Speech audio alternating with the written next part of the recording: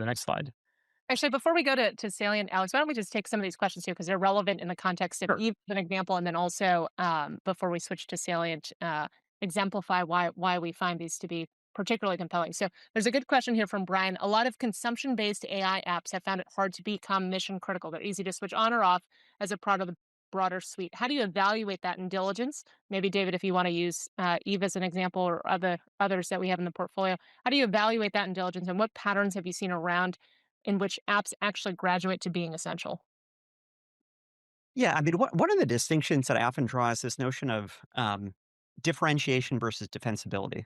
And I think AI is an incredible tool often for differentiation, right? So the idea that the voice agent can speak to folks in 50 languages and gather that evidence, highly differentiated versus the human, right? Obviously delivering value, but that capability alone